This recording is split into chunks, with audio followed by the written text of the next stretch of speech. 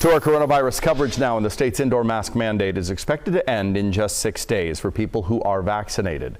However, local governments can continue their own requirements. Now, we have heard from many counties in our area, and they said they will follow the state in ending their mask requirements. That now includes Yolo County.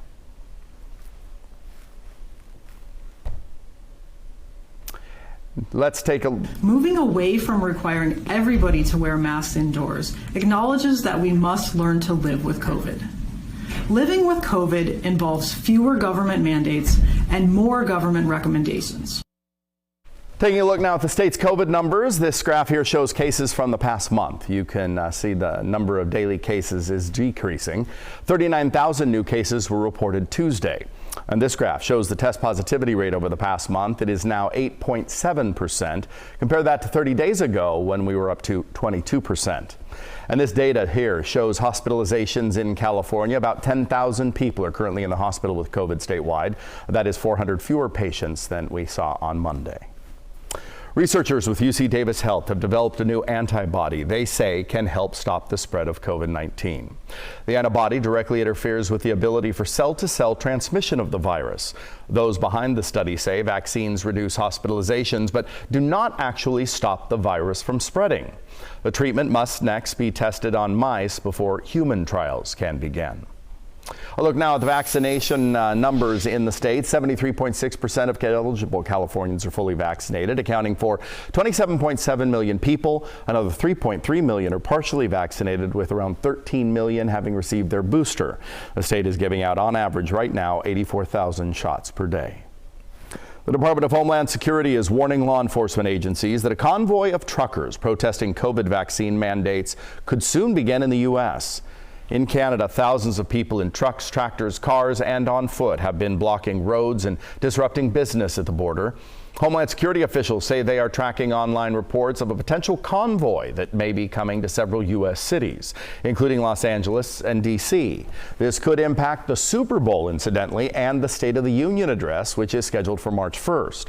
Law enforcement in Inglewood, California, the site of the Super Bowl, is preparing for possible disruptions.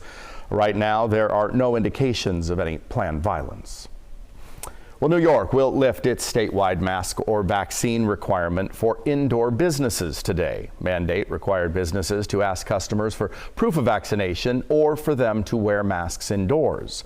The measure was put in place 2 months ago. A mask mandate still remains in place for schools, child care settings, hospitals, nursing homes, and on public transit. And Hawaii will not require visitors to have a booster shot before traveling to the state. A governor had been considering whether tourists would need a booster shot to count as fully vaccinated.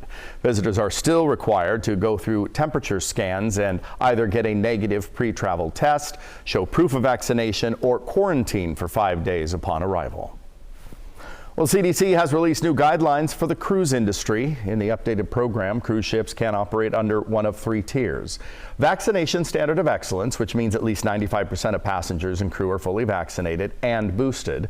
Highly vaccinated, which means at least 95% of passengers and crew are fully vaccinated, or not highly vaccinated, which means fewer than 95% of passengers and crew are fully vaccinated. COVID quarantine and isolation rules vary depending on the ship's vaccination status.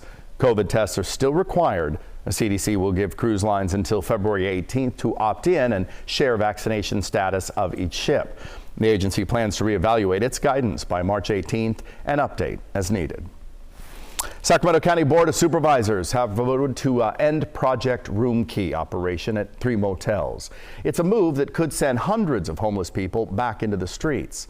Over the next 3 months, the program will end at La Quinta Inn, Vagabond Inn, and Comfort Inn. The Department of Human Assistance says the reason is COVID cases are falling and there's less of a need for COVID prevention. Now, this program was started to provide emergency shelter for the homeless during the pandemic.